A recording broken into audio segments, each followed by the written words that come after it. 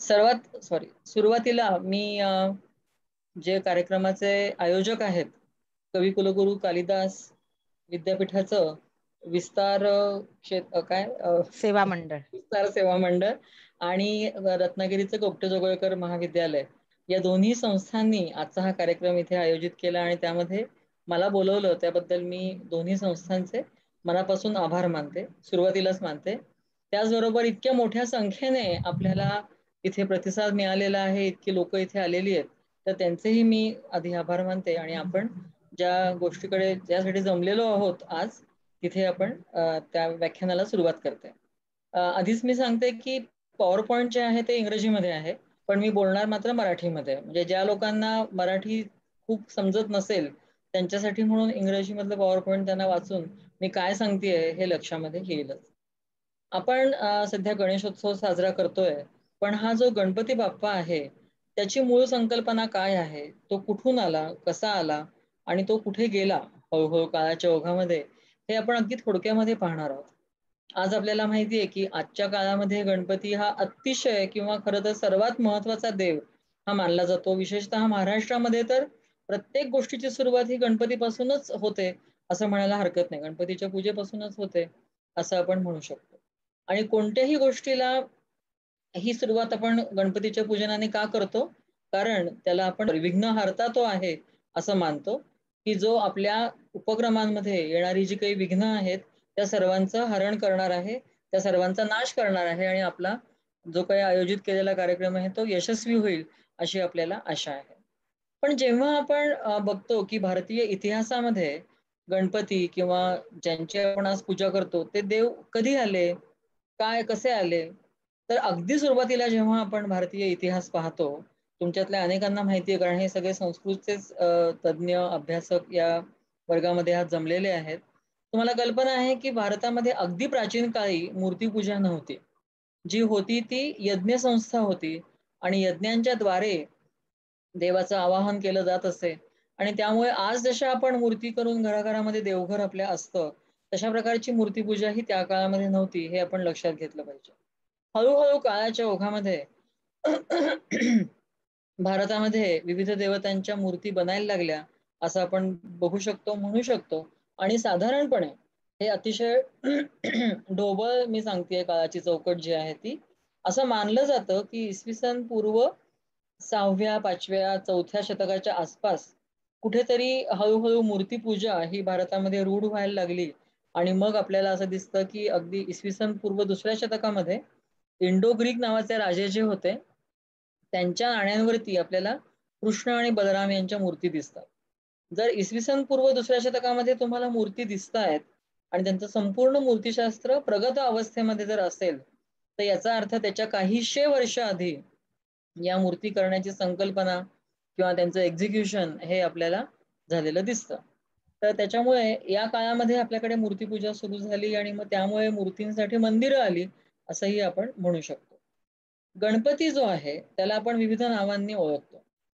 त्यामध्ये विनायक आहे, गणपती आहे, गणेश आहे, लंबोदर आहे, एकदंत आहे, गजानन आहे, पिळईयार आहे. दक्षिण भारतामध्ये त्याला पिळईयार म्हणतात. अशी बरीच नावं आहेत आणि ती नावं म्हणजे त्याची विशेषण आहेत असं आपण म्हणू शकतो. पण त्यातलं गणपती आणि गणेश ही नावं काय आहेत? तर तो गणांचा अधिपती म्हणजे शिवाचे गण जे आहेत त्यांचा तो अधिपती आहे असं सुचवलं गेलेलं आहे. आणि तो त्याचं डेसिग्नेशन थोडक्यात त्याचं पद ते आहे असं आपण म्हणू शकतो. विनायक ही त्यातलाच एक भाग आहे. आणि तो काय आहे हे आपण बघण्याच्या आधी आपल्याला गणपती म्हणत असताना आपल्याला ही नावं पटकन समजतात कारण आपण त्याला लहानपणापासून पाहत आलेलो आहे. गणेशाची मूर्ती आपण लहानपणापासून जेव्हा बघितली तेव्हा त्याचं हत्तीचं डोकं मानवाच्या शरीरावरती असणं याचं आपल्याला कधीच काही विशेष वेगळं वाटलं नाही कारण हे असंच असतं हे आपण समजून गेलो. किंवा आपल्याला त्या कथा माहिती होत्या की ज्या कथांमधनं त्याला हे हत्तीचं डोकं कसं मिळालं हे सांगितलं गेलं. या कथा पुष्कळ आहेत, पण साधारणपणे सगळ्यांचा आशय हा एकच आहे की शिवाने समोर आलेल्या प्राण्याचं डोकं कापून ते या अ, गजाननाला किंवा गणपतीला लावलं. पण ज्या लोकांना ही कथाच माहिती नाहीये किंवा जे लोक या संस्कृतीशी अपरिचित आहेत, ज्यांना या धर्माची माहिती नाहीये, त्यांनी जेव्हा हे बघितलं तेव्हा त्यांना भयंकर धक्का बसला. आपण जे चित्र बघतोय ते असे जे परदेशी लोक भारतामध्ये आले आणि जेव्हा त्यांनी अशा प्रकारचे देवदेवता भारतामध्ये बघितले, गणपती हा एकटा नाहीये. आपल्याकडे नरसिंह आहे, हनुमान आहे, वराह अवतार आहे आणि गणपती सुद्धा आहे, की ज्याचं डोकं प्राण्याचं आहे आणि शरीर मानवाचं आहे. आणि अशा प्रकारचे लोक कोण असतात?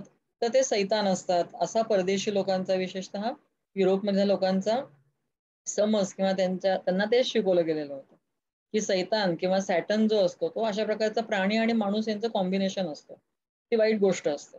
आणि मग त्यांनी जेव्हा भारतामध्ये आल्यानंतर त्यांची प्रवास वर्णनं लिहिली, त्यावेळेला त्यांनी असं लिहून ठेवलं, की भारतीय लोक हे अतिशय मागासलेले आहेत, रानटी आहेत आणि त्यांचे देव म्हणजे राक्षस आहेत.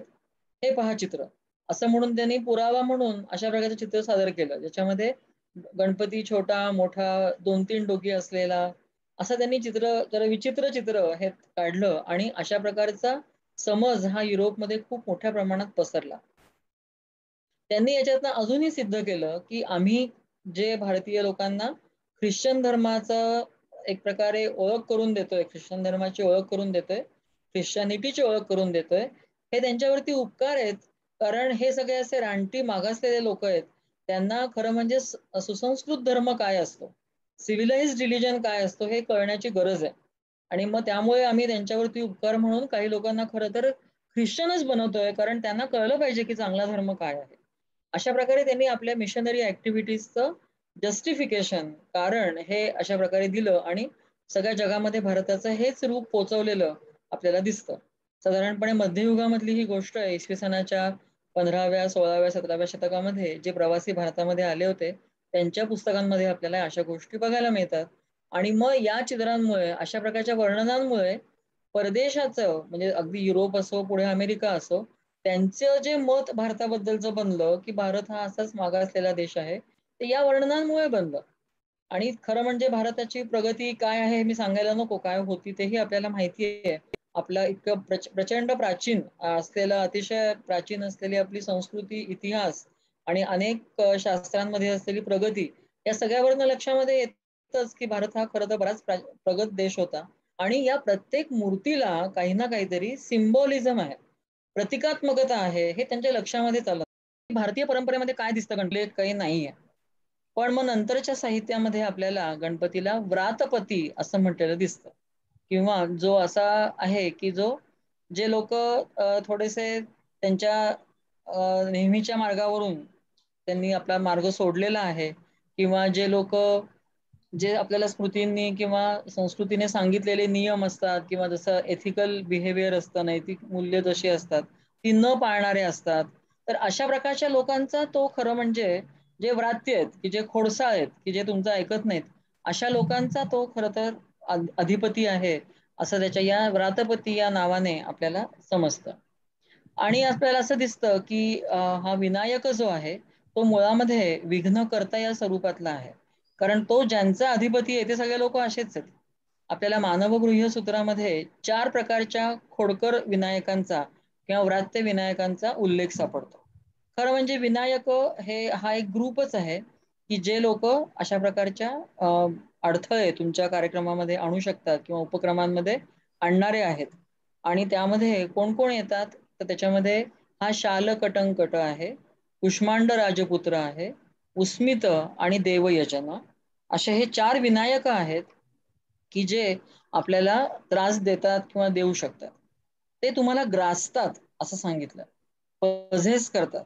आणि ते त्यांनी तुम्हाला जर ग्रासलं, त्यांनी तुमच्यावरती जर तुम्हाला पझेस केलं, ताबा मिळवला, तर तुम्हाला अतिशय वाईट गोष्टींना सामोरं जावं लागतं. मग त्यांचे पण वर्णन आपल्याला साहित्यामध्ये बघायला मिळते, की तुम्हाला काय भोगावं लागतं. तुम्हाला जर या विनायकांनी ग्रासलं तर तुमच्या कार्यामध्ये कुठले कुठले अडथळे येतात. तर उदाहरणार्थ, एखादा माणूस वेड्यासारखा वागतो, म्हणजे वेडा कसा वागेल तसा तो माणूस वागतो. लोकांना ह्याला वेड लागलंय असं वाटतं.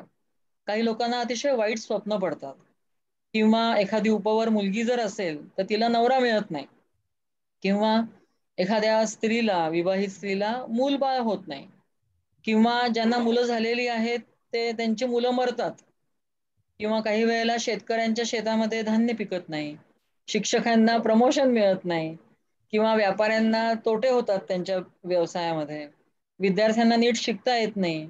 अशा प्रकारचे खूप त्यांनी गोष्टी दिलेल्या आहेत की ज्यामधनं जे आपल्याला या विनायकांनी जर ग्रासलं किंवा तुमच्यावरती जर ताबा मिळवला किंवा त्यांनी तुम्हाला त्रास द्यायला सुरुवात केली,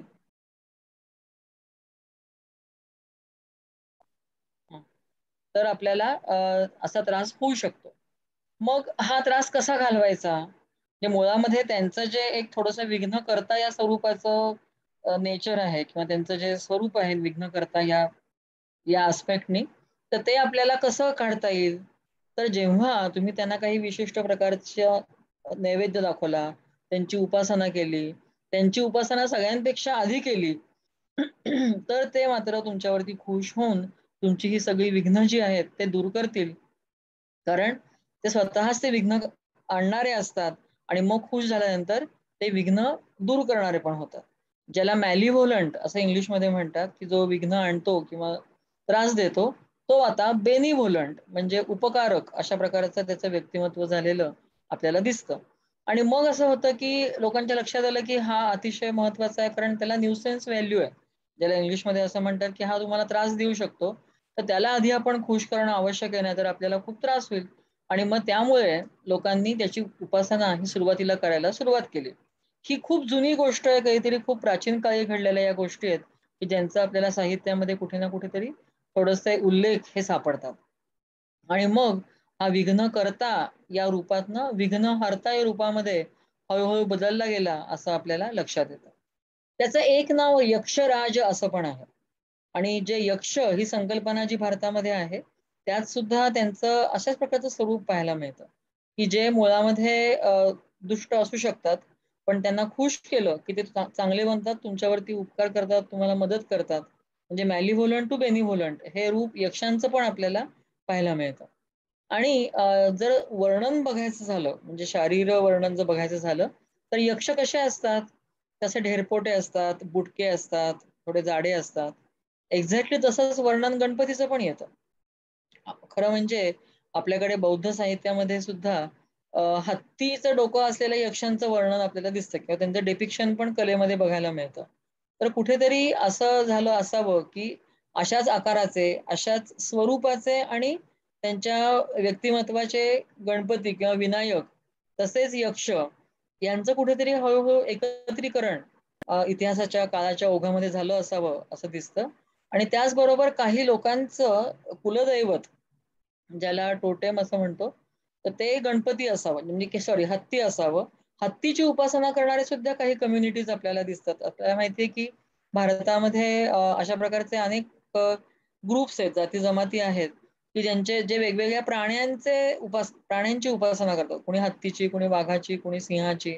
तर काही हत्तीचे करणारे जे लोकं आहेत, तर ते सुद्धा या हळू गटामध्ये सामील झाले आणि मग आपल्याला असं दिसतं, की गणपती हा महत्वाचा देव बनला आणि तो तुमच्या विघ्नांचं हरण करणारा आणि तुमचं रक्षण करणारा देव बनला. त्याला देहली विनायक असं म्हणतात काही काही वेळेला. तर देहली म्हणजे उंबरठा. त्या उंबरठ्यावरती असणारा आणि तुमचं रक्षण करणारा असा हा गणपती हा हळू काळाच्या ओघात बनला असं दिसतं. हे स्वरूप कसं आलं? तर आपल्याला जी गोष्ट सांगितली गेलेली आहे पार्वतीच्या बाबतीतली, कारण हा तिचा अंगज पुत्र आहे गणपती हा. तिने त्याला तयार केलेलं आहे. आणि का बरं तयार केलंय? तर त्याने तिच्या खोलीचं, महालाचं रक्षण करावं. आत कोणाला जाऊ देऊ नये म्हणून तिने त्याला तयार केलेलं आहे. ही कथा आपल्या सगळ्यांनाच माहिती आहे. तसं तो रक्षणाचं काम करणारा आहे आणि म्हणून तो अनेक वसाहतींच्या सीमारेषेंवरती, आपल्या गावांच्या बाउंडरीजवरती अशा प्रकारे किंवा काही वेळेला इमारतींच्या एंट्रन्सला, प्रवेशद्वारावरती, मंदिरांच्या प्रवेशद्वारावरती, काही ज्या घरांचं तुम्हाला दुष्टशक्तींपासून रक्षण करायचं आहे, तिथे आपला गणपती हा आढळतो. कधी उंबऱ्याच्या डावी-उजवीकडे आढळतो, कधी ललाटपट्टीवरती दिसतो, कधी ज्याला आपण प्रवेश करताना समोर माथा आपला जसा असतो, तसं एक ललाटबिंब प्रत्येक मंदिराचं असतं. तिकडे पण तो बघायला मिळतो. आणि त्याचबरोबर तो तिथे आहे असं म्हटल्यानंतर दुष्टशक्तींची हिंमतच होत नाही आत जायची. असं आपल्याला सांगितलं गेलंय आणि त्यामुळे मग काळाच्या ओघामध्ये त्याचं विघ्नकर्ता हे स्वरूप पूर्ण बदलून गेलं आणि तो आपल्याला विघ्नहर्ता या स्वरूपामध्ये पाहायला मिळतो. मग त्याच्या हत्तीच्या डोक्याचं काय करायचं हा एक प्रश्न उपस्थित झालेला दिसतो. त्याचं खरं उत्तर आपल्याला माहिती नाहीये, पण कथा मात्र भरपूर आहेत आपल्याकडे. पुराणांमध्ये आपल्याला खूप कथा सांगितलेल्या आहेत. पण गंमत अशी आहे, की त्या प्रत्येक कथेत काही ना काहीतरी बदल आहे. म्हणजे एक्झॅक्टली सारखी कथा प्रत्येक पुराणामध्ये येत नाही. काही पुराणांमध्ये ते डोकं तिथेच पडलेलं होतं. शिवाने डोकं कापलं आणि मग पार्वती म्हणाली, की आपल्याला तू जिवंत कर याला परत. मग तो प्राणी शोधायला बाहेर पडला. पण मग कोणाला तरी प्रश्न पडला असताना, की ते खालचं डोकं परत उचलून का नाही लावलं त्याला? मग पुढच्या पुराणामध्ये कथा येते, की त्याने ते डोकं कापलं आणि आकाशात भिरकवून दिलं. मग त्याला ते लावायला आता डोकं नाहीये आणि म्हणून मग त्याने हत्तीचं आणून लावलं. तर अशा प्रकारच्या बऱ्याच कथा आपल्याला पुराणांमध्ये किंचितसं व्हेरिएशन असलेल्या या पाहायला मिळतात. त्याच्या सुरुवातीच्या मूर्ती ज्या येतात, त्याच्यामध्ये त्याचं डोकं हे अगदी एक्झॅक्टली हत्तीसारखं असतं. म्हणजे आपल्याकडे नंतरच्या काळामध्ये काय होतं, की थोडंसं मानवीकरण त्याच्या चेहऱ्याचं झालेलं दिसतं. जरी चेहरा किंवा डोकं हे हत्तीचं असलं, तरी त्याला किंचित सॉफ्ट बनवून ते माणसासारखं बनवलेलं आपल्याला दिसतं. पण सुरुवातीच्या काळात मात्र ते प्राणी या रूपाशी खूप जवळचं होतं, असं आपण म्हणू शकतो. काही लोकांचं म्हणणं असं आहे, की सुरुवातीच्या ज्या मूर्ती आहेत गणपतीच्या, साधारणपणे इसवी सन पूर्व 1ल्या शतकापासून त्या मिळायला लागतात. तर त्या मूर्ती टेराकोटाच्या आहेत काही-काही किंवा नंतर मथुरेच्या आपल्याला दगडामध्ये पण मिळतात.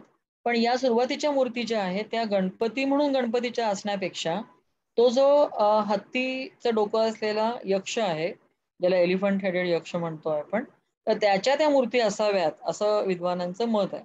खरं म्हणजे इथे खूपच विद्वानांनी वेगवेगळी कामं केलेली आहेत आणि प्रत्येकाचं वेगवेगळं मतही पुढे आलेलं आपल्याला दिसतं. पण त्यात कोणामध्ये युनॅनिमिटी नाहीये. म्हणजे वाक्यता नाहीये, की हे किंवा आपल्यालाही अगदी नक्की हेच झालेलं आहे, असं ठामपणे सांगता येत नाही. पण वेगवेगळे मतं मात्र लोकांनी मांडलेली आपल्याला पाहायला मिळतात. मथुरा इथे आपल्याला साधारणपणे इसवी सनाच्या 3ऱ्या-4थ्या शतकामध्ये दगडातल्या मूर्ती गणपतीच्या दिसायला लागतात. आणि आता या मूर्ती दिसायला लागतात याचा अर्थ तो एस्टॅब्लिश झालेला आहे देव म्हणून. कारण त्याचंही देवता म्हणून फॉर्मेशन व्हायला काही काळ जावा लागला. म्हणजे विघ्न करता ते विघ्न हरता ही जी फेज आहे गणपतीची, ती तयार व्हायला आणि त्याच्या मूर्त रूपामध्ये अंकन, मूर्तिपूजेची लोकप्रियता वाढणं, या सगळ्याच गोष्टी व्हायला थोडासा वेळ लागला. आणि मग नंतर आपण बघतो, की साधारण या काळापासनं गणपतीची उपासना ही पूर्ण सेट झालेली आहे आणि त्याच्या मूर्तीची पूजा होते. पण त्याची जी मूर्ती आहे, ती मुख्य गाभाऱ्यात येत नाही. त्याचं स्टेटस जे आहे मंदिरामध्ये, ते थोडंसं मायनर आहे, म्हणजे कमी महत्वाचं आहे, असं आपण म्हणू शकतो. यामध्ये आपल्याला एक अजून अजून पुरावा किंवा अजून एक मत आणि सिद्धांत हा पद्मश्री डॉक्टर M.K. ढवळीकर यांनी मांडला होता. त्याच्या उगमाबद्दल गणपतीच्या तो पाहणं आवश्यक आहे. तो सगळ्यांना मान्य झाला नाही, पण तो पुरावा खूप महत्वाचा आहे. त्यामुळे तो सगळ्यांनी पाहावा असं मला वाटतं. आपल्याकडे मौर्य साम्राज्याच्या ऱ्हासानंतर म्हणजे इसवी सन पूर्व 2ऱ्या शतकामध्ये इंडो ग्रीक नावाचे राजे राज्य करत होते. त्यांना आपणच ते नाव दिलं होतं, पण ते मुळातले ग्रीक होते आणि त्यांचं राज्य मुख्यतः पाकिस्तानच्या परिसरामध्ये होतं, पाकिस्तान आणि अफगाणिस्तानच्या. तर त्यांच्यातल्या काही राजांची नाणी आपल्याला जेव्हा आपण पाहतो, तेव्हा असं दिसतं, की त्याच्यावरती चित्र जे काढलेलं आहे, एका बाजूला राजा असतो आणि मागच्या बाजूला एक देव असतो. तर इथे 2-3 आपल्याला फिगर्स या पाहायला मिळतात. त्याच्यामध्ये एक हे हत्तीचं डोकंच फक्त दिसतं खरं म्हणजे, हत्ती दिसतो. त्या नाण्यावरती लेख असा आहे, कविशीये नगर देवता. म्हणजे कपिशा नावाची नगरी जी होती, जी आजच्या अफगाणिस्तानामध्ये बेग्राम नावाने आपल्याला माहितीये. तर त्या कपिशा या नगरीचा नगरदेव जो होता, तो हा इथे दाखवलेला आहे थोडक्यामध्ये, असं त्या लेखामध्ये, नाण्यावरच्या लेखामध्ये लिहिलेलं आहे. खरोष्ठीमध्ये लेख आहे, खरोष्ठी लिपी आणि प्राकृत भाषा. आणि त्या बरोबरीने झियस किंवा झ्यूस हा जो ग्रीकांचा देव होता, तो पण त्या साईडला चित्रात दाखवलेला असतो आणि त्याच्या हातामध्ये नायकी नावाची एक देवता आहे. आपल्याला नायकी हा बूट, शर्ट यांचा ब्रँड म्हणून माहिती आहे. अनेक क्रिकेट प्लेयर्स आपल्या पायात नायकीच्या ब्रँडचे बूट घालून फिरतात. पण ते नायकी काय आहे मुळामध्ये? जशी आपल्याकडे लक्ष्मी ही समृद्धीची देवता आहे, तशी ग्रीकांची नायकी ही विजयाची देवता आहे. ती कल्पना अशीच आहे, की जे तिच्या तिच्या उपासनेनंतर तुम्हाला तुमच्या कुठल्याही स्पर्धेमध्ये यश मिळतं आणि त्यानंतर ती येऊन त्याच्या डोक्यावरती फुलांचा हार ठेवते. रीथ ज्याला म्हणतात तशा प्रकारचा. तर त्यामुळे ते चित्र आपल्याला या साईडला बघायला मिळतं आणि त्याचा फोटो पाहणार आहोत. आणि आपल्याला ह्युएन इसवी सनाच्या 7व्या शतकामध्ये लिहून ठेवलेलं दिसतं. कारण आपण ही नाणी पाहतो आहोत, त्यांचा कालखंड आहे इसवी सन पूर्व 2रं शतक आणि ह्युएन कालखंड आहे इसवी सनाचं 7वं शतक. 900 वर्षामध्ये गेलेली आहेत. पण तरी त्याने लिहून ठेवलेलं दिसतं की कपिशा हे जे गाव आहे अफगाणिस्तानामधलं, त्याचा जो नगरदेव आहे, ग्रामदैवत ज्याला आपण म्हणू, तो पिलुशार नावाचा हत्ती आहे. पिलुशार हे यूएन संघने पण नोंदवून ठेवलंय. आपण ते नाणं पाहतोय तर हा तो राजा आहे ज्याचं नाव आहे युक्रिटायडिस. ग्रीक राजा होता, इंडो ग्रीक. तर तुम्हाला जरा अस्पष्ट आहे हा भाग, पण इथे राजाचं नाव दिसतं. ही नाण्याची पुढची बाजू आहे आणि ही मागची बाजू आहे. इंग्लिशमध्ये ज्याला ऑब्व्हर्स आणि रिव्हर्स असं म्हणतात. तर हे ऑब्व्हर्स आहे, जिकडे आपल्याला तो जो नाणी पाडणारा राजा आहे त्याचं चित्र बघायला मिळतं आणि मागच्या बाजूला आपल्याला त्याचा कोणी उपास्य देव आहे तो पाहायला मिळतो. तर हा इथे खुर्चीवरती बसलेला झियस आहे. हे जास्त स्पष्ट चित्र आहे. याच्यामध्ये हा राजा आहे अँटिआलकिडास नावाचा. त्याने काय दाखवलंय तर इथे आसनावरती हा झियस किंवा झियूस बसलेला आहे. समोर एक हत्ती आहे. फक्त फ्रंट पोर्शन दाखवलाय हत्तीचा आणि त्या हत्तीला ही नायकी आहे जी झियूसच्या हातामध्ये आहे. तिच्या हातामध्ये फुलांचा हार आहे. ती त्या हत्तीला तो हार घालणार आहे. अशा प्रकारचं हे चित्र आपल्याला इथे बघायला मिळतं. आणि मग हे चित्र अनेकांच्या कॉइन्स वरती आपण पाहतो इंडो ग्रीक. आणि हे महत्वाचं आहे कारण हा देव महत्वाचा आहे. हा जो हत्ती रूपी देव आहे त्या नगराचा देव हा महत्वाचा आहे. इथे तो पामची फांदी आणि रीत घेऊन हातामध्ये झ्यूस आहे की जो त्या हत्तीच्या डोक्यात किंवा सोंडेमध्ये अडकवणार आहे. तर अशा प्रकारची ही चित्र आपल्याला काय दर्शवतात की कपिशा या नगरीचा जो हत्ती आहे तर त्या हत्तीचा सन्मान किंवा त्या हत्तीची पूजा, उपासना किंवा सन्मान हे ग्रीक देव सुद्धा करतायत. तर हा झ्यूस हा ग्रीकांचा अतिशय महत्वाचा देव आहे किंवा नायकी ही देवी महत्वाची आहे. तर हे दोघं मिळून त्याचा सत्कार, त्याचा सन्मान करतायत, त्याची उपासना करतायत, त्याच्या डोक्यावरती फुलांचा हार घालतायत. तर असं हे चित्र आपल्याला पाहायला मिळतं. आज आपल्याला त्या पिलू शहराची काही माहितीच नाहीये कारण तो कुठे गेला, त्याचं पुढे काय झालं हे काहीही कळत नाही. पण आपल्याला दक्षिण भारतामध्ये, तामिळनाडूमध्ये गणपतीचं नाव जे दिसतं ते पिळैयार असं दिसतं. मगाशी आपण जे बघितलं पिळैयार आणि पिलू शब्दाचा खरं म्हणजे अर्थ छोटा हत्ती असाच आहे. म्हणजे हत्तीचं बाळ अशा अर्थानेच त्याचा अर्थ आहे. आणि तसा छोटा हत्ती असंही त्या पिळैयारचा एक अर्थ शब्दाचा होतो असं सांगितलं गेलं. तर त्यामुळे हा एक एव्हिडन्स आहे पण तो तिथेच थांबतो. हा पुरावा जो आहे पिलू शहराचा तो पुढे पुढे कंटिन्यू होत नाही. त्याच्यामुळे आपण त्याला ग्राह्य धरू शकत नाही. पण आपण असं म्हणू शकतो की विविध धारा ज्या आहेत हत्ती रूपामध्ये उपासना करण्याच्या किंवा यक्ष रूपातल्या उपासनेच्या किंवा स्वतः विनायकांच्या, या सगळ्या 2-3 धारा एकत्र येऊन गणपती ही पर्सनॅलिटी तयार झालेली आहे काळाच्या ओघामध्ये असं आपण म्हणू शकतो. जेव्हा त्याच्या मूर्ती आपण पाहतो त्याच्यामध्ये तो कधी बसलेला असतो तेव्हा त्याला आसन मूर्ती असं म्हणतात. तो कधी उभा असतो तेव्हा त्याला स्थानक मूर्ती असं म्हणतात आणि तो कधी झोपलेला असेल तर त्याला शयन म्हणतात. पण गणपतीच्या बाबतीमध्ये शयन मूर्ती कधी दिसतच नाही. तो कायम बसलेला किंवा उभाच आपल्याला पाहता येतो. त्याच्या हातात बहुतेक वेळेला आपण पाहतो ते म्हणजे मोदकांची रास. पण ते मोदक म्हणजे आपण जसे आज करतो उकडीचे किंवा तळणीचे तसे मोदक नसून ते लाडू आहेत असं म्हणायला हरकत नाही. कारण संस्कृतमध्ये मोदक या शब्दाचा अर्थ लाडू असाच होतो. पण मुळामध्ये शब्दशः अर्थ काय आहे की जे खाऊन तुम्हाला आनंद होतो. आनंद देणारा तो मोदक अशा अर्थाने तो शब्द येतो. आणि याशिवाय त्याच्या हातामध्ये तुम्हाला अंकुश दिसतो. अंकुश काय आहे तर हत्तींवरती कंट्रोल करणारा जो माहूत असतो त्याच्या हातात तो अंकुश घेऊन बसतो. तर तसा अंकुश इथे आपल्याला दिसतो. हा अंकुश इकडे दिसतो. कधी परशु दिसतो. हा परशु आहे. हा इथे अंकुश आहे. कधी त्याच्या हातामध्ये पाश असतो किंवा कधी मुळा असतो, कधी त्याचा दात असतो आणि कधीतरी त्याच्या हातामध्ये तो काहीच नाही धरत आणि तुम्हाला अभय देत असतो. तर अभयमुद्रा पण फार महत्वाची आहे कारण तो तुम्हाला विघ्नांपासून अभय देतोय. तुमच्या आयुष्यातल्या संकटांपासून तुम्हाला तो अभय देतोय, तुमचं रक्षण तो करणार आहे असं आपण म्हणू शकतो. तिकडे गांधार प्रदेश जो आहे म्हणजे परत पाकिस्तान आणि अफगाणिस्तानचा, तिथे सुद्धा गणपतीच्या काही मूर्ती बनवल्या गेलेल्या आपल्याला पाहायला मिळतात. साधारण 5व्या शतकातल्या या मूर्ती आहेत. पण याच्यामध्ये त्यांची अख्खी फॅमिली दाखवली आहे. हा फॅमिली फोटोग्राफ म्हणतो ना तशा प्रकारचा आहे. हा शिव आहे. त्याला खरं तर 3 दिसत आहेत पण 5 डोके जसं समजायचं. सदाशिव स्वरूपातला तो आहे. इथे पार्वती आहे. पण तिच्या बाजूला शिवाचा पुत्र आहे. हा कार्तिकेय आहे आणि याच्या बाजूला पार्वतीचा पुत्र आहे, गणपती आहे. आपण जरी म्हटलं की ही यांची मुलं आहेत, तरी खरं तर उलटी गोष्ट आहे की शिवाचा मुलगा हा कार्तिकेय आहे आणि त्याचा पार्वतीशी काही संबंध नाहीये, आणि गणपती हा पार्वतीचा मुलगा आहे, त्याचा शिवाशी काही संबंध नाही. पण हळूहळू काळाच्या ओघामध्ये असं दिसतं की शिवाचा जो परिवार आहे त्याच्यामध्ये ह्या सगळ्यांना सामावून घेतलेला आहे, ज्याला पॅन्थिऑन असं इंग्लिशमध्ये म्हणतात. त्याच्यामध्ये आपल्याला हे देव हळूहळू आलेले बघता येतात. मगाशी जसं म्हटलं तसं त्याच्या हातामध्ये अंकुश असतो, अंकुश असतो, परशु असतो. त्याच्या हातात कधी त्याचा दात किंवा मुळा असतो किंवा अभयमुद्रेमध्ये असतो, आणि इथे मोदक आपण जे पाहिले तसे दिसतात. एक खूप युनिक आणि खूप महत्वाची मूर्ती परत अफगाणिस्तानामधून आलेली दिसते. इसवी सनाच्या 5व्या शतकातली ही मूर्ती आहे आणि ती अफगाणिस्तानातल्या एका मशिदीमध्ये होती, एका पिराच्या इथे होती, खरं म्हणजे काबूलला दर्ग्यावरती होती. पण मग नंतर आता सध्या कुठे आहे ते माहिती नाही.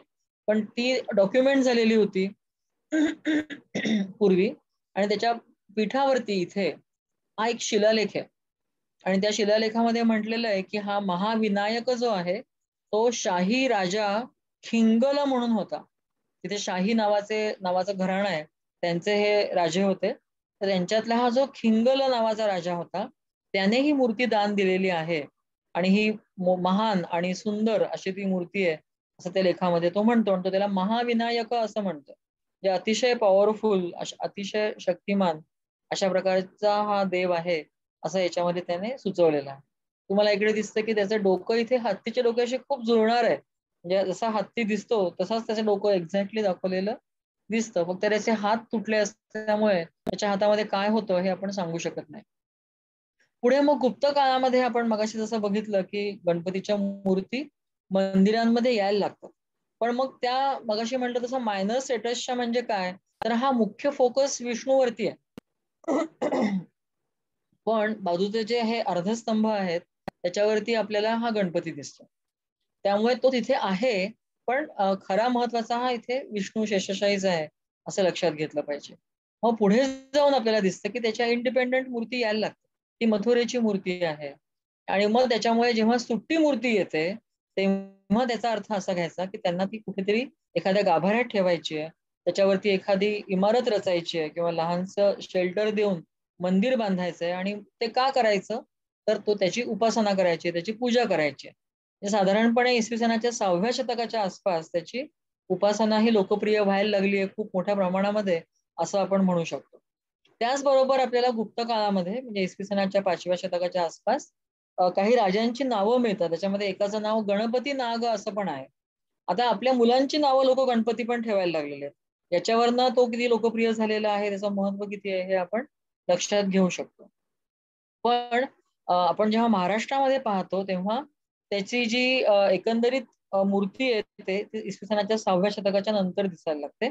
आणि इंडिपेंडंट मूर्ती येतात, त्याला स्वतःची स्वतंत्र गुहा करून दिलेली आहे, लेणं करून दिलेलं आहे असं पण दिसतं.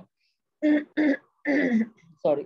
आणि त्याच्यावरनं त्याचा संप्रदाय हा लोकप्रिय होतोय, आणि त्याच्याकरता त्याची स्वतःची काही उपासना पद्धती आहे, काही धार्मिक विधी आहेत. आपण जोगेश्वरीची बघितली, मुंबईमध्ये जोगेश्वरी नावाच्या केव्ज आहेत, जोगेश्वरी या सबर्बमध्ये. तर तिथे आपल्याला ही मूर्ती दिसते गणपतीची, कोरलेली आहे गुहेमध्ये.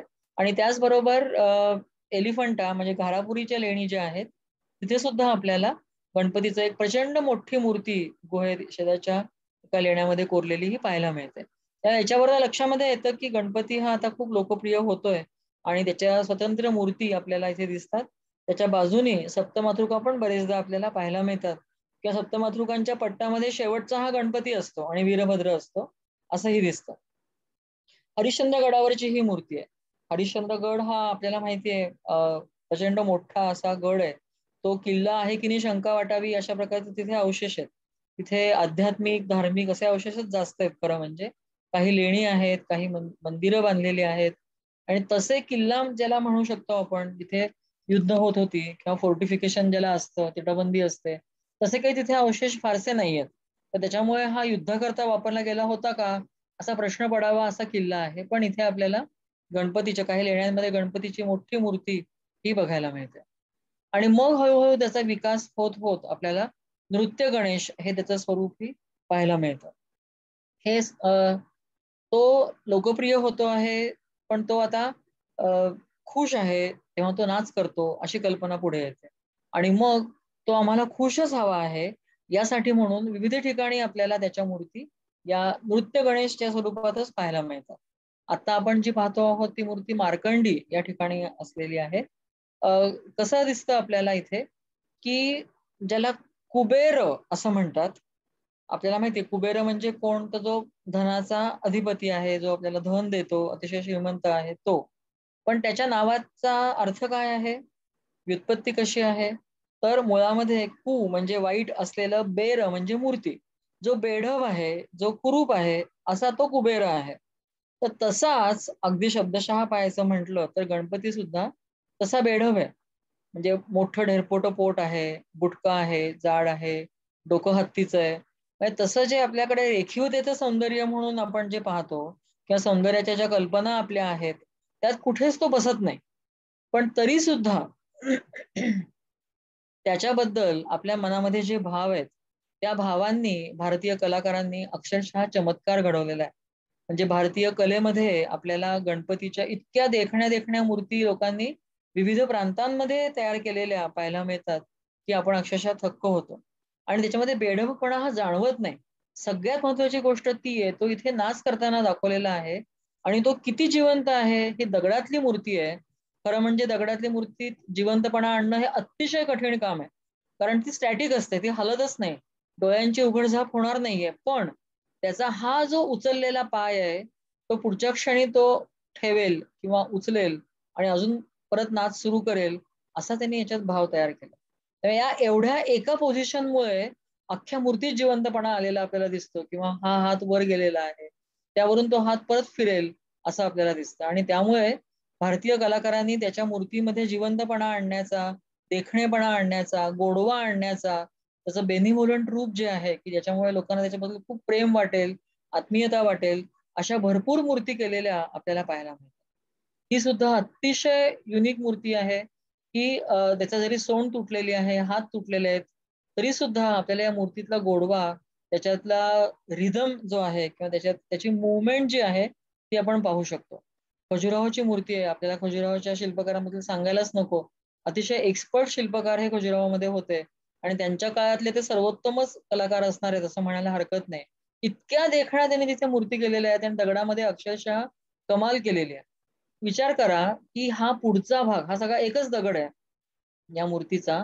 पुढचा भाग घडवत असताना त्यांना मागचाही भाग घडवायचा आहे, हा इकडचा. आणि हा तुटू न देता त्यांना पुढचाही भाग ठेवायचा. हे सगळं करणं हे इतकं जिकिरीचं काम होतं. अतिशय रिस्क होती कारण जरा तुटलं की संपलं. तुम्हाला नवीनच दगड घ्यावा लागेल. पण ते सगळं सांभाळून त्यांनी जे काही तयार केलेलं आहे आणि त्यातही तसा हा कुबेर असलेला गणपती, पण त्याच्यात त्यांनी सौंदर्य आणलंय.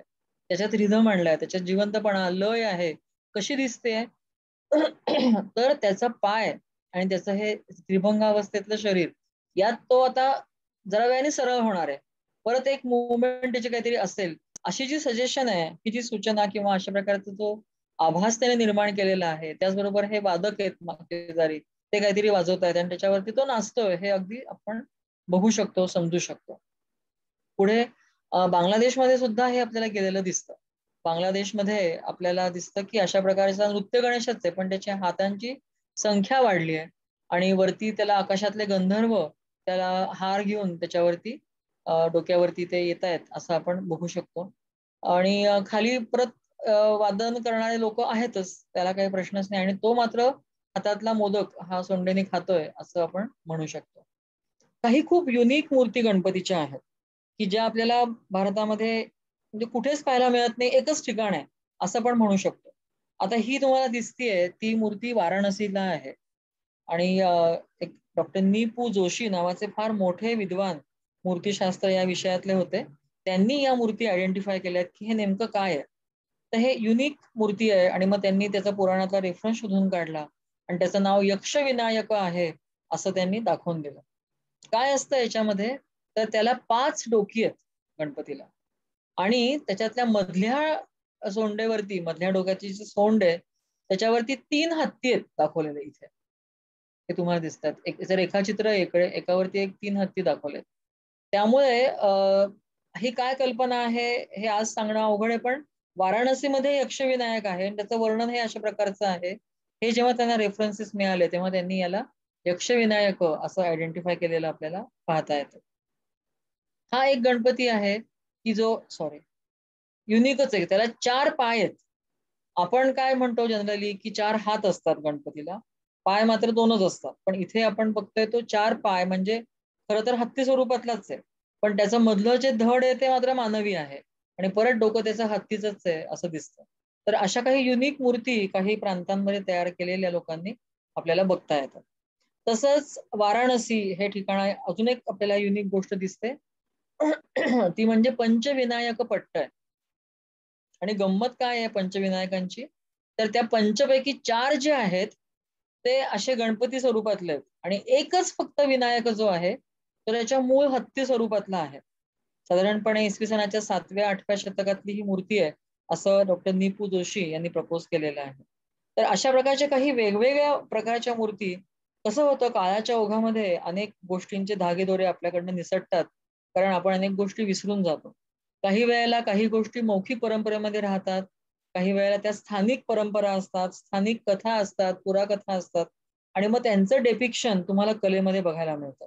त्यांचं रूपांतर हे कलेत झालेलं आपल्याला पाहायला मिळतं. पण काळाच्या ओघामध्ये जर ते लिहून ठेवलं नाही, तर ते विसरून जातं आणि फक्त मूर्ती आपल्याला बघायला मिळते. अशा भारतामध्ये अनेक मूर्ती आहेत, की ज्यांची आपल्याला कोडी उलगडली नाहीयेत, की हे नेमकं काय आहे आणि हे कसं केलं गेलं.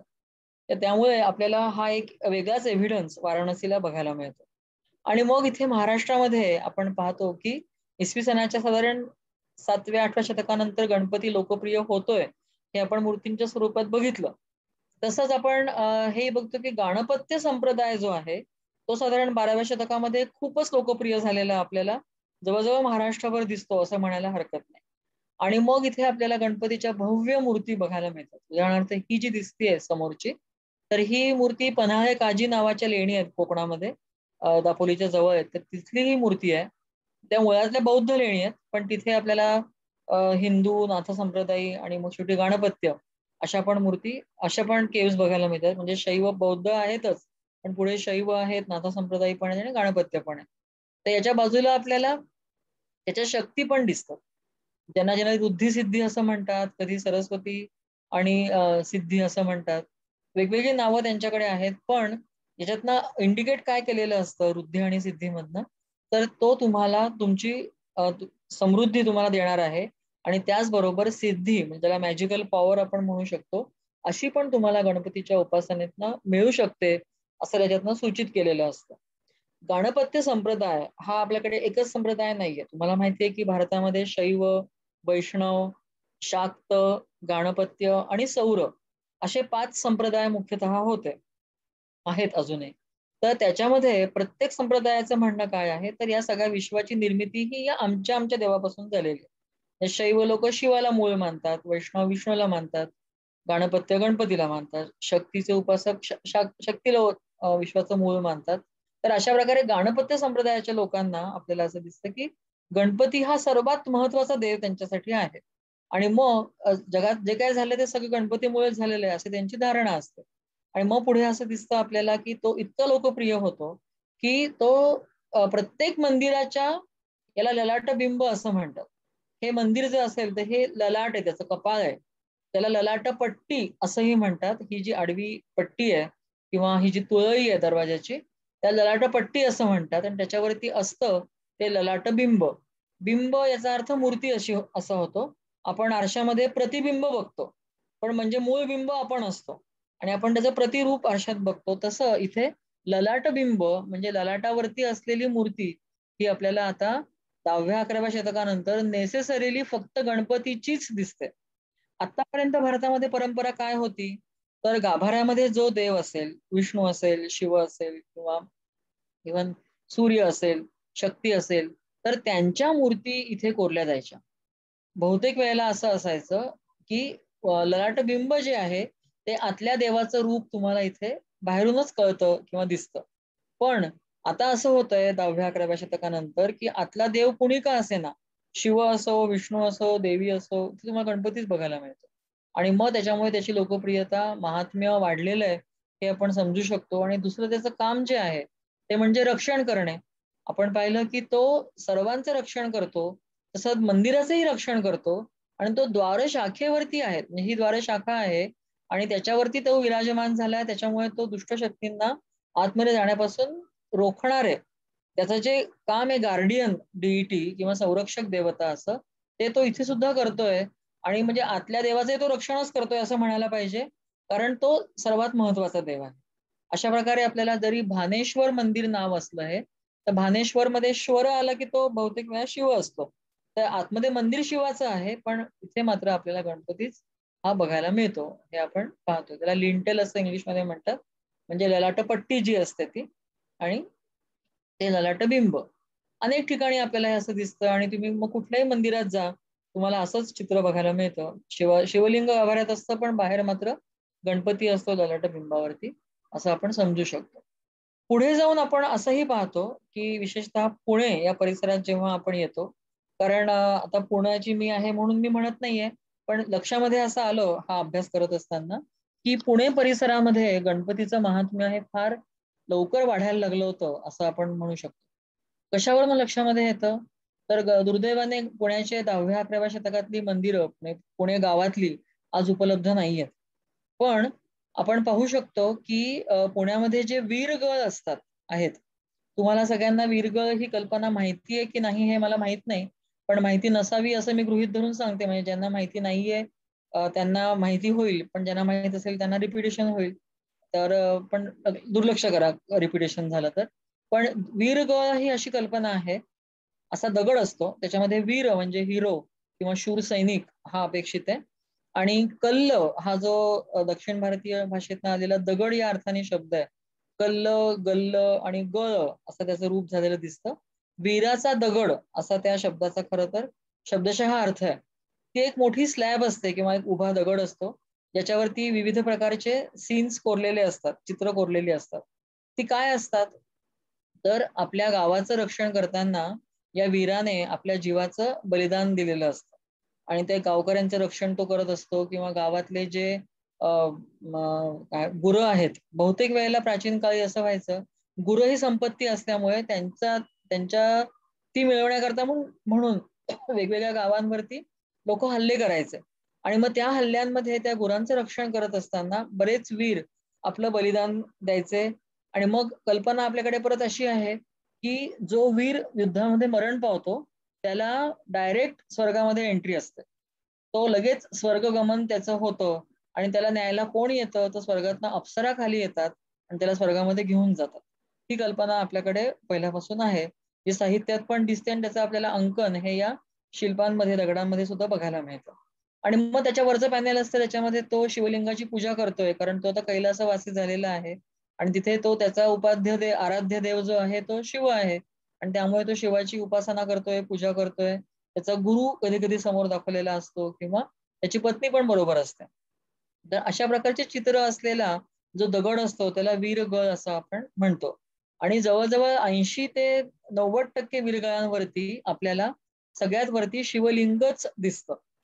कारण तो वीर कैलासवासी होऊन तिथे कैलासात जाऊन शिवाची उपासना करतोय, अशी आपली कल्पना आहे. पण पुण्यामध्ये मात्र गंमत अशी दिसते की तिथे शिवलिंग नाहीये, तिथे गणपती आहे. पुण्यामधल्या वीरगळांवरती तुम्हाला असं दिसतं की हा वीरगळ आहे, त्याला आता रंग खूप शेंदूर खूप लावलेला आहे. पण त्याच्यामध्ये तुम्हाला सगळ्यात वरचं पॅनेल जे आहे तिथे गणपती दिसतं. हे पुण्यातलं एक बाळोबा मुंजोबा नावाचं मंदिर आहे कसबा पेठेमध्ये. तर तिथे आपल्याला असा तो ठेवलाय की त्याचा मागचा भाग नीट बघता येत नाही. आणि मागून झाड एक उगवलेलं आहे, झाडातच तो मिक्स झालेला आहे खरं म्हणजे. पण इथे आपल्याला असं दिसतं की तो आराध्य देव त्याचा गणपती आहे. इथे पण तुम्हाला दिसतं त्याच वीरगळाचा मागचा भाग आहे. हा चारही बाजूंनी कोरलेला वीरगळ म्हणायला हरकत नाही असा आहे. इथे पण तुम्हाला गणपती दिसतो. तसंच पुण्यामध्ये एक धाकटा शेखसल्ला दर्गा म्हणून आहे.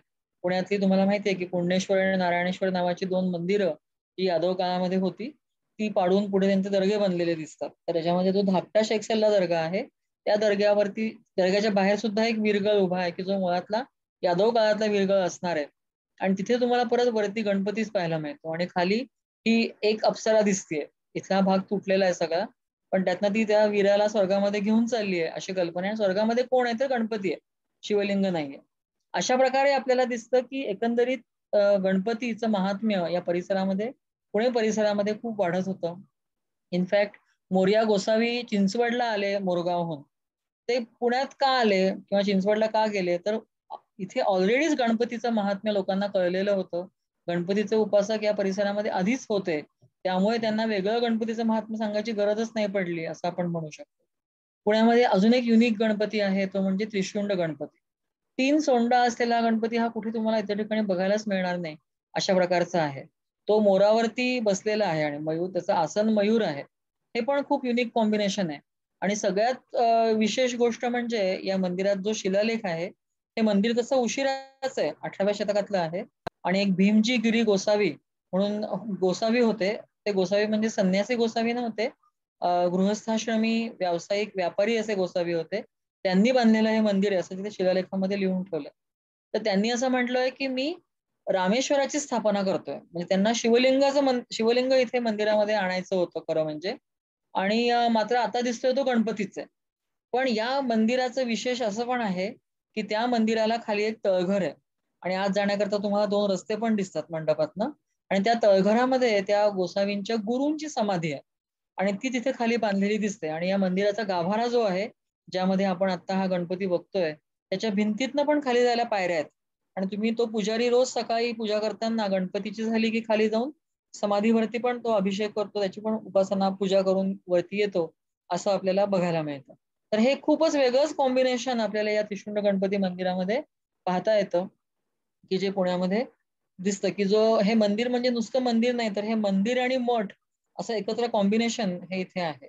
आणि आता गणपती तिथे कधी आला आणि कसा आला हेही कळणं आपल्याला थोडंसं अवघडच आहे. अजून काही प्रकार गणपतीचे आहेत. आपण थोडक्यातच काही बघूया. त्याच्यामध्ये हा एक हेरंब गणेश नावाचा गणपती आहे, की ज्याचं वाहन हे मानव आहे, पण त्याला डोकं मात्र रेड्याचं आहे. आणि हे एक लाकडी शिल्प आहे. अशा लाकडी मूर्ती सुद्धा आपल्याला गणपतीच्या खूप मोठ्या प्रमाणात सापडतात. आणि त्या वेगवेगळ्या प्रकारच्या असतात. म्हणजे याच्यामध्ये 10 डोक्यांचा, 4 डोक्यांचा किंवा 3 डोक्यांचा. आणि त्यांची उपासना करणारे लोकं पण वेगळे असतात, जे तंत्र या मार्गाचे उपासक असतात. गणपतीचा शिरकाव हा तंत्रासुद्धा झालेला आहे असं आपण नक्कीच म्हणू शकतो. त्याच्या काही वेगळ्या मूर्ती आहेत, पण त्याची आता इथे आपण दखल आज घेणार नाही आहोत. पण बौद्ध धर्मात सुद्धा आपल्याला तंत्र वज्रयानामध्ये गणपतीची उपासना ही बघायला मिळते. आणि मग आपण पाहिलं तसं की रिद्धी आणि सिद्धी ह्या त्याच्या शक्ती आहेत. मग तो बरेचदा आपल्याला त्यांच्या सकट सुद्धा बघायला मिळतो. त्याच्या दोन्ही मांडींवरती त्या बसलेल्या असतात. आणि तो फक्त भारतातच नाही, त्याची लोकप्रियता ही हळूहळू एवढी वाढली, की तो फक्त भारतातच नाही तर भारताच्या बाहेर सुद्धा पूजला गेलेला आपल्याला पाहता येतो. विशेषतः आग्नेय आशियामध्ये गणपती हा अतिशय लोकप्रिय देव बनलेला होता. तुम्हाला त्याच्या समोर चित्र जे दिसतंय ते इंडोनेशियातलं आहे. इथे प्रांबानन नावाचं ठिकाण आहे, जे 9व्या शतकातली ही मूर्ती आहे. प्रचंड मोठ्या आकाराची मूर्ती गणपतीची आपल्याला पाहायला मिळते. आणि एवढंच नाही तर तुम्ही कधी कंबोडियात काही लोक गेले असतील, त्यांनी पाहिलं असेल की कंबोडियाचा जो नॉमपेन नावाचं त्यांचं जे शहर आहे, तिथे तुम्हाला चौकाचौकामध्ये भारतीय देवांच्या प्रचंड भव्य अशा मूर्ती, पुतळे म्हणजे म्हणू आपण त्यांना, त्या बघायला मिळतात. जसं आपल्याकडे आज आपल्या चौकामध्ये गांधी, नेहरू यांची पुतळे असतात किंवा कुणी स्थानिक मोठे लोक त्यांचे पुतळे असतात. तसं तिकडे कंबोडियामध्ये भारतीय देवदेवतांचे पुतळे चौकाचौकामध्ये ठेवलेले आहेत. उभे केलेले असतात. जिथे आपल्याला ते सर्कल असतं चौकामध्ये त्याच्या भोवती आपण जातो. त्याच्यामध्ये गणपतीची मोठी मोर दॅन लाईफ साईज म्हणजे जवळ 7-8 फुटी उंच मूर्ती किंवा विष्णूची मूर्ती तुम्हाला तिथे सहज अनेक ठिकाणी बघायला मिळते. तर तसं गणपतीची लोकप्रियता ही भारतच नाही तर भारताच्या सीमा पार करून परदेशात पण गेलेली दिसते. पण गणपतीच्या अजून काही विशेषांमध्ये आपल्याला एक गोष्ट अजून बघायची आहे. ती म्हणजे पुण्याजवळच एक भुलेश्वर नावाचं ठिकाण आहे. जिथे जे यवतच्या जवळ आहे. पुणे सोलापूर रस्त्यावरती हे यवत जवळ असलेलं मंदिर आहे. तिथे आपल्याला गणपतीची शक्ती रूपातली उपासना पण दिसते. गणपतीची शक्ती असणं वेगळं आणि गणपती स्त्री रूपात दाखवणं वेगळं. आणि तिथे तुम्हाला दिसतं की ही वैनायकी आहे. फिमेल फॉर्म मधला गणपती आहे. स्त्री रूपातला गणपती आपल्याला इथे पाहायला मिळतो. बाकी सगळे आयुध वगैरे सेमच आहेत. खाली मूषक पण दिसतो, पण हा इथे ही वैनायकी किंवा गणेशानी, गणेशी अशी आपल्याला इथे पाहायला मिळते. तसंच एक मंदिर आहे ओडिशामध्ये 64 योगिनी नावाचं, हिरापूर नावाच्या गावाला. तिकडे ज्या योगिनी आहेत त्यापैकी एक आपल्याला परत ही वैनायकी दिसते. ती काहींच्या मते हा मूषक आहे तर काहींच्या मते हा गाढव आहे आणि म्हणजे रासभ आहे असं काही लोकांनी प्रपोज केलेलं आहे. तर ही इथे पण वैनायकी आपल्याला पाहायला मिळते. सॉरी, मगाशी आपण प्रांबानंद बघितलंच. तर जपानमध्ये सुद्धा गणपती गेलेला दिसतो आणि वेगळंच रूप त्याच्या जपानमध्ये गेलेलं आहे खरं म्हणजे. आपण एकच गणपती बघतो, पण त्यांच्याकडे गणपती हा जुळा त्याला एक स्वरूप आलेलं आहे, ज्यामध्ये एक स्त्री आणि एक पुरुष हे एकत्र दाखवलेले असतात. त्याला कांगीतेन असं म्हणतात. आणि तुम्ही वाचताय याच्यामध्ये की कांगीतेन हा असा देव आहे की जो तुम्हाला जे हवं ते देतो, पण तो कधी कधी कधी कधी काय म्हणायचं विघ्न करता असं त्याचं रूप पण इथे पाहायला मिळतं.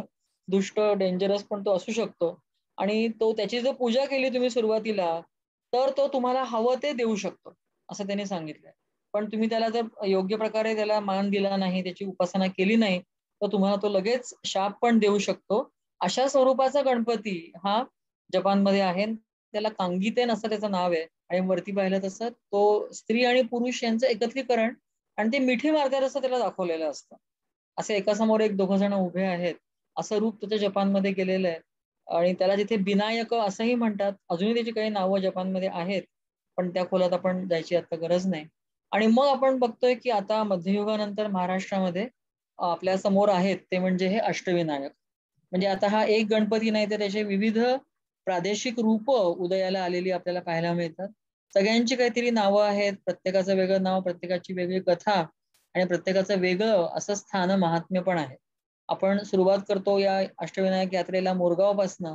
त्यामुळे मोरगाव, मग सिद्धटेक, पाली, महड, थेऊर, लेण्याद्री, ओझर आणि रांजणगाव असं करून परत मोरगावला येऊन आपली ही यात्रा संपते. अशी साधारण परंपरा महाराष्ट्रामध्ये विकसित झालेली आहे. महाराष्ट्रामध्ये पश्चिम महाराष्ट्रात आणि पुणे जिल्ह्याच्या परिसरामधले हे अष्टविनायक तर आहेतच, पण त्याशिवाय विदर्भामध्ये सुद्धा अष्टविनायक आहेत आणि ती सुद्धा प्राचीन स्थळं आहेत असं आपण म्हणू शकतो. विशेषतः पश्चिम महाराष्ट्रामध्ये जर आपण पाहायला गेलो तर जवळजवळ प्रत्येकच स्थळ हे खूप मोठा इतिहास असलेला आहे. कल्पना त्यांनी मला सांगितलंय की तुमचा ग्रुप संपायच्या आधी माझे काही आता व्हिडिओज येत आहेत फेसबुकवरती. मी पुणे गणेश फेस्टिवल करता म्हणून हे अशा प्रकारचे व्हिडिओज करते अष्टविनायकांवरती. तर ते व्हिडिओज तुम्हाला त्या ग्रुपमध्ये दिसतील, सगळ्यांना ते बघता येतील की पश्चिम महाराष्ट्रातले अष्टविनायक जे आहेत त्यांचं मूळ संकल्पना काय आहे, त्यांचा इतिहास काय आणि त्यांचं स्थान महात्म्य काय आहे, हे तिथेच का उदयाला आले हे आपल्याला त्याच्यातनं बघायला मिळणार आहे. तर अशा प्रकारे आपण गणपतीचा विकास हा बराच कुठे कुठे गेलेला, भारतभर पसरलेला आणि भारताबाहेरही गेलेला आता बघितला. आपण इथे थांबू शकतो मला वाटतं. आपण सगळ्यांनी शांतपणे माझं बोलणं ऐकून घेतलं त्याबद्दल मी आपली खूप खूप आभारी आहे. जरा सुरुवातीला काहीतरी टेक्निकल इश्यूज आले त्याच्याबद्दल मी आपली खरंच दिलगिरी व्यक्त करते. कारण हे आपल्या हातात नसतं. हे माध्यम आपल्याला मिळाले ज्यातून आपण सगळ्यांशी बोलू शकतो, पण तरी काही वेळेला असे प्रॉब्लेम्स येऊ शकतात. पण म्हणजे माफी मागते आणि धन्यवादही म्हणते. आयोजकांचे परत धन्यवाद आणि इथे मी थांबते.